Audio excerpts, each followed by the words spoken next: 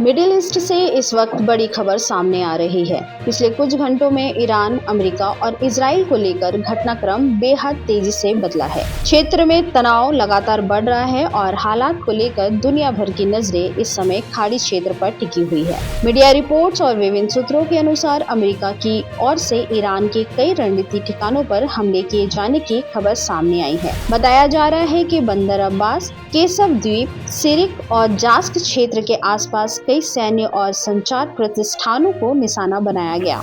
इन हमलों के बाद पूरे इलाके में हाई अलर्ट घोषित कर दिया गया है। रिपोर्ट्स के मुताबिक हमलों का मुख्य लक्ष्य रडार सिस्टम, संचार केंद्र और सैन्य सुविधाएं थी। हालांकि कुछ स्थानीय सूत्रों का दावा है कि नागरिक ढांचे को भी नुकसान पहुंचाया है। इन दावों की स्वतंत्र पुष्टि अभी तक नहीं हो पाई है। उधर ईरान की ओर से भी जवाबी कार्रवाई की खबरें सामने आ रही है। बताया जा रहा है कि क्षेत्र में मौजूद अमेरिकी सैन्य ठिकानों को निशाना बनाया गया है। बहरीन में अमेरिकी सैन्य उपस्थिति को लेकर भी कई रिपोर्ट सामने आई है। हालांकि स्थिति को लेकर अलग अलग दावे किए जा रहे हैं और आधिकारिक पुष्टि का इंतजार है। इस पूरे घटनाक्रम से पहले एक अमेरिकी अपाचे हेलीकॉप्टर के गिराए जाने की खबर भी चर्चा में रही थी। इस घटना के बाद दोनों पक्षों के बीच बयानबाजी और तेज हो गई। अमेरिकी नेतृत्व की ओर से जवाबी कार्रवाई की चेतावनी दी गई थी, जबकि ईरान ने भी किसी भी हमले का कड़ा जवाब देने की बात कही थी। ईरान के अधिकारियों का कहना है कि उसकी सुरक्षा और संप्रभुता से किसी भी प्रकार का समझौता स्वीकार नहीं किया जाएगा।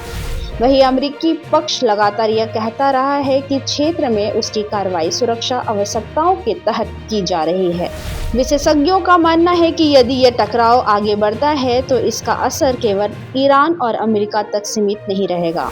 खाड़ी क्षेत्र के कई देशों में मौजूद अमेरिकी सैन्य ठिकाने संभावित खतरे के दायरे में आ सकते हैं। इसी कारण सऊदी अरब, संयुक्त अरब अमीरात, बहरीन, कुवैत और जॉर्डन समेत कई देशों में सुरक्षा व्यवस्था को और मजबूत किया गया है। इसके साथ ही इजराइल में भी सतर्कता बढ़ा दी गई है।